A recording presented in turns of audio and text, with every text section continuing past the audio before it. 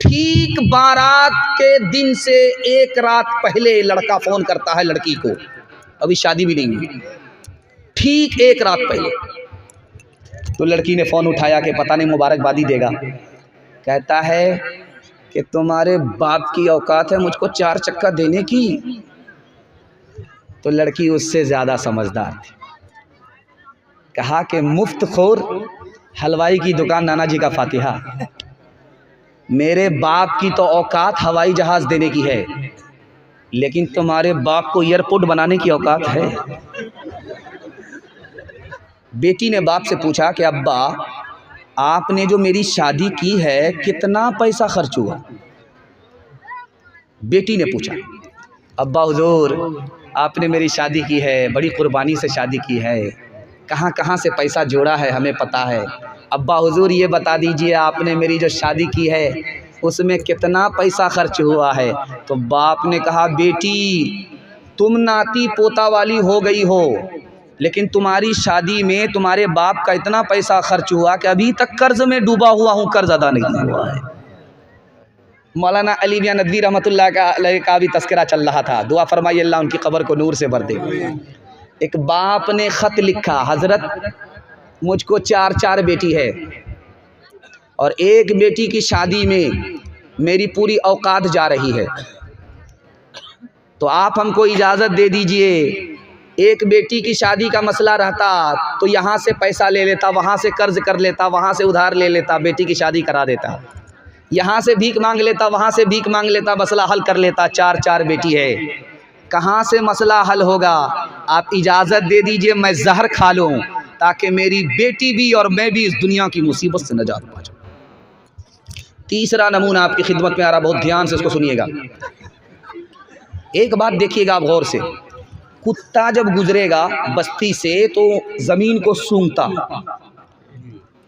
किसी को आंख दिखाता है, किसी के आगे दुम हिलाता है।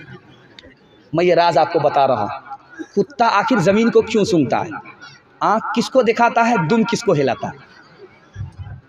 कुत्ता जब ज़मीन से गुजरता है, ज़मीन को सूंघता है, तो पता करता कहाँ मेरी रोज़ी है।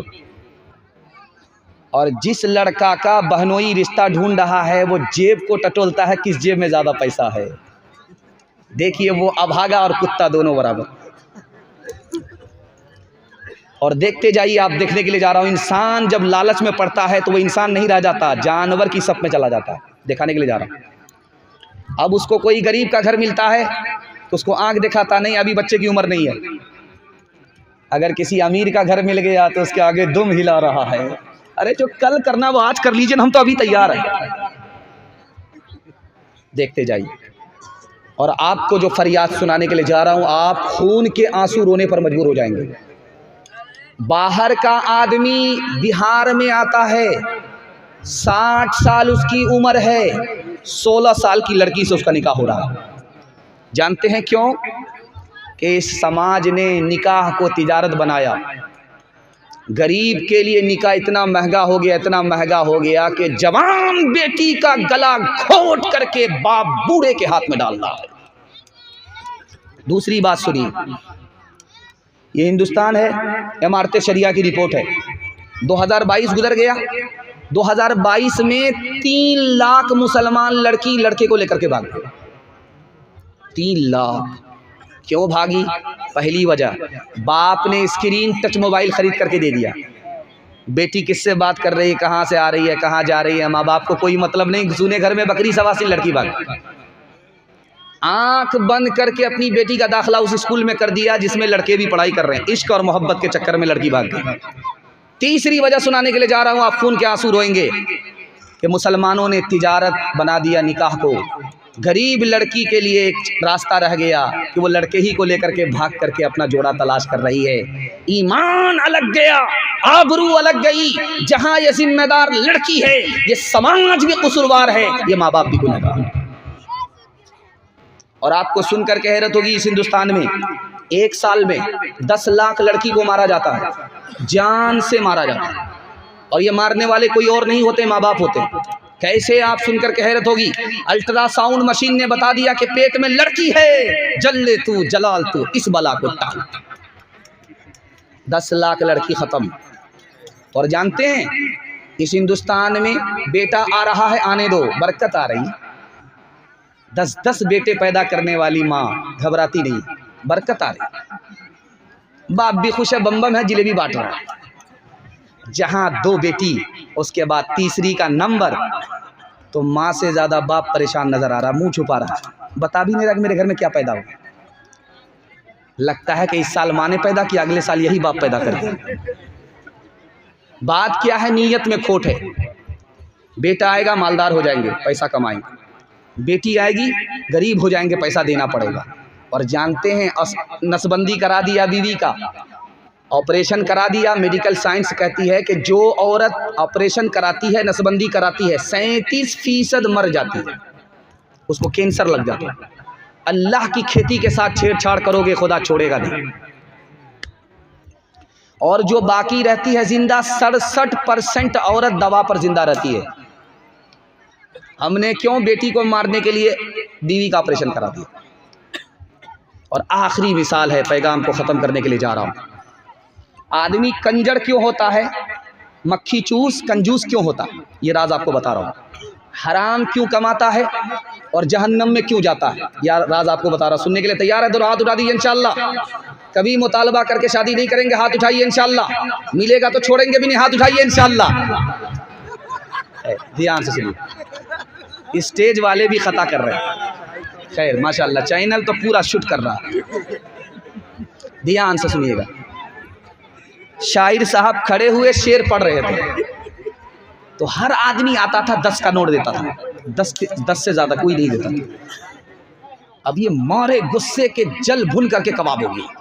ये किस कदर कंजड़ बस्ती है रामपुर कि जो भी आता है 10 ही रुपये दे रहा है, 10 रुपये से ज़्यादा नहीं दे रहा। एक बूढ़ा खड़ा हो गया 100 रुपया लेकर के, शायर बड़ा खुश हुआ, वाह हाजी साहब क्या कमाल कर दिया आपने, पूरी गांव की आबरू रख लिया। अब ये शेर पढ़ने लगा, हाजी साहब खड़े, तो ये शायर कहता है कि हाजी साहब पैसा तो रख दिया, आप फिर क्यों खड़े, बैठ जाइए, 90 रुपया वापिस करो, इसके लिए खड़े। मैं जैसे बैठा हुआ हूँ आपके सामने, इसी तरह एक आदमी राजा था, फूटी कौड़ी किसी को नहीं देता था, लेकिन दूसरे के मुंह से अपनी तारीफ सुनता था। कहते कहते अपनी ज़बान से निकल गया कि मेरी हथेली में बाल नहीं है, जो इसका जवाब देगा उसको इनाम मिलेगा। एक आदमी बीच से खड़ा हुआ मक्खन मारने के लिए, हुजूर आपकी हथेली में इसलिए बाल नहीं है कि आपका देते देते घिस गया है। अल्लाह अल्लाह अल्लाह, फूटी कौड़ी किसी को नहीं देता था। समझ में आ गया कि ये चम्मच ही नहीं है, बहुत बड़ा चमचा है। वो बोला कि ठीक है मेरी हथेली में बाल नहीं है, देते देते घिस गया, तुम्हारी हथेली में? कहा हुजूर इसका भी जवाब मेरे पास है, आपका देते देते घिस गया, मेरा लेते लेते घिस गया। क्या अल्लाह अल्लाह, कि ये देखिए कितने अंधेरे में हमको रखे हुआ है। अच्छा ये रामपुर वाले जो इतनी बड़ी तादाद में हैं, इनकी हथेली में भी तो बाल नहीं है। कहा हुजूर इसका भी जवाब मेरे पास है, आपका देते देते घिस गया, मेरा लेते लेते घिस गया। इन लोगों को कुछ मिलता ही नहीं, अफसोस के मारे इन लोगों का हाथ मलते मलते घिस गया। और राज सुनिए, एक लाइन में आ रहा है, आदमी की जेब में हाथ गया, अब वो पैसा निकालने ही वाला था, लेकिन पैसा निकाल नहीं रहा, कंजूसी कर रहा है, मस्जिद में नहीं दे रहा, मदरसे में नहीं दे रहा। जानते कौन आदमी है ये? बीवी बाल बच्चे की मोहब्बत ने इसको बखील बनाया। जैसे ही हाथ पैसे में गया, बीवी का चेहरा सामने आ गया, पैसा बाहर नहीं निकला, बच्चे का चेहरा सामने आ गया, पैसा बाहर नहीं निकला। आदमी बखील और कंजर कंजूस है बीवी बाल बच्चे की मोहब्बत में। और जानते में हराम क्यों कमा रहा है? ये आपको सुनिए, अल्लाह आपके इल्म में इजाफा फरमाए, मेरे मुताला को ताज़ा फरमाए। हराम क्यों कमाता है? बीवी ताना मार रही है, लोग कहाँ से कहाँ पहुँच गए, आप वहीं के वहीं हैं। बीवी ने इधर ताना मारा और इधर शौहर ने कमाना शुरू किया, आँख बंद करके लूट करके ला रहा, कूट करके खा रहा। और अब मैं आपको राज बता रहा हूँ, इस आदमी का अंजाम क्या होगा। हदीस में है ये जहन्नम में जाएगा। नेकी तो करके आया था, बीवी ने बर्बाद कर दिया। नेकी तो करके आया था, लेकिन बाल बच्चे ने बर्बाद कर दिया। दूसरे की दुनिया बनाई, अपनी आखिरत बर्बाद की। और इतना बड़ा बेवकूफ़ कि दूसरे की दुनिया बना करके खुद जहन्नम में जा रहा है। आप देखेंगे इसका तजर्बा।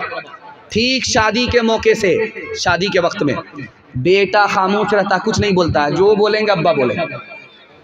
बाप को वकील बना रहा, और बाप वकालत करता, क्या कहता, हम तो हाजी साहब हैं, नमाजी साहब, हमको क्या अल्लाह ने कमी दे रखी है, सब कुछ दे रखा है। लेकिन अगर आप 4 चक्का दे दीजिएगा तो क्या फ़र्क पड़ेगा, आप ही की बेटी आएगी और जाएगी। हमको सामान नहीं चाहिए, राजा पलंग दे दीजिए, उस पर आराम आप ही की बेटी करेगी, आप ही का दामाद करेगा। हमको भैंस वैंस नहीं चाहिए, अल्लाह ने क्या कमी दे रखी है।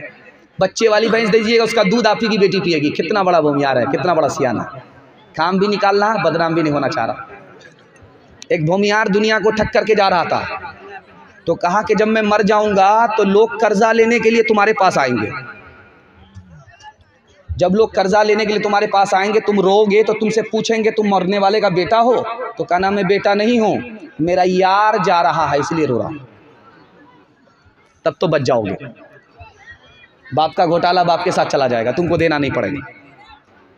दूसरे बेटा से कहा कि तुम ये मत बताना कर्जा वाले से कि मैं बेटा हूँ, ये कहना मेरा दिलदार जा रहा है। एक मुसलमान खड़ा था, वो हाथ उठा करके कहता मेरे खुदा भूमियार जा रहा है, कहीं तुमको भी न धोखे में रखे। इंसाफ से बताइए, दिल पर हाथ रख करके मैं आपसे सवाल करता हूँ, ये जो पलंग मिला किसको मिला? बेटी दामाद को। ये जो भैंस मिली किसको? बेटी दामाद को। ये जो गाड़ी मिली बेटी दामाद को। इस बॉनर बाप को क्या मिला? नाना की हुंडी। ये दूसरे की दुनिया बना रहा है, अपनी आखिरत बर्बाद कर रहा है। ओ दुनिया वालों छोड़ दो आदत जहेज की, अच्छी नहीं ये रीत रिवायत जहेज की। ओ दुनिया वालों छोड़ दो आदत जहेज की, अच्छी नहीं ये रीत रिवायत जहेज की। ओ दुनिया वालों छोड़ दो आदत जहेज की, अच्छी नहीं ये रीत रिवायत जहेज की। सबसे बड़ा जहेज है ऐ दोस्तों दुल्हन, फिर इसके बाद कुछ नहीं कीमत जहेज की।